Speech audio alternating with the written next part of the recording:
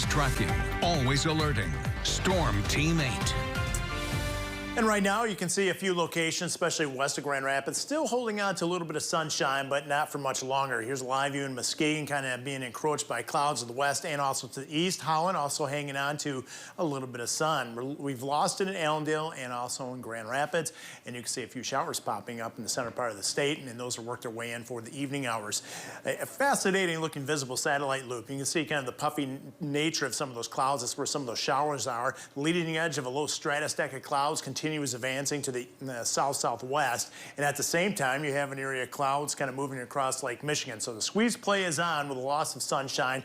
Likely the last location to hold on to is right around the South Haven area, Paw Paw, over towards Kalamazoo. Wind speed out there presently. Here's the big change. It's now out of the north, and that's drawn down some cooler air. 10-mile-an-hour wind currently out of the north-northwest in Grand Rapids, and a current temperature of 40 degrees. Now remember, yesterday we were in a transition to cooler temperatures during the afternoon.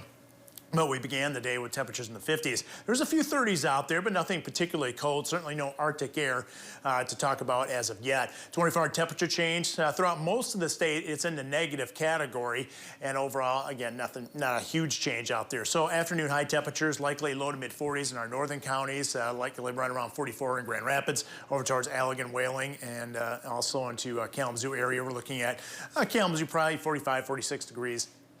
Overall, about another day with temperatures about 10 degrees above average. Now here's the core of the cool air, or the coldest air, at least throughout the United States. It's all wrapping around an upper level low pressure system and a surface low that produced blizzard conditions in the central plains. That area of low pressure is going to work its way to the east and eventually shift to the east coast. And at the same time, later on this weekend, we're finally going to get some intrusion of some cold air from Canada, but that's not going to last long. And that's been kind of the theme as we break into the new year. But I do expect at least some cooler temperatures closer to average by the time we get to the new year. Here's what it looks like on the water vapor imagery. You see that counterclockwise swirl right there and the deep moisture with it. Anytime you have a mature cyclone like that in our area of low pressure, it draws in not just moisture from the Gulf of Mexico, but also draws in deeper, drier air. So you kind of get a combination of both, and that's why we enjoyed some of that sunshine earlier this morning as we had a nice little dry slot working its way in. But again, we will lose it. A couple sprinkles out there by 6 o'clock or a shower or two. That's going to be the case right on through the rest of the night. Periodic rain showers out there, and that's going to continue through Thursday. So Thursday is going to be a different day for sure. Certainly wetter, with rainfall amounts likely tallying up anywhere from about 1/4 of an inch, maybe some locations upwards towards 1/2 an inch, but most areas right around 1/4 of an inch. This forecast model gives Grand Rapids about 3/10 of an inch. Here's the 8-day forecast. A few sprinkles left over on early Friday. Late in the day, especially north of Grand Rapids, could see a little sunshine break through.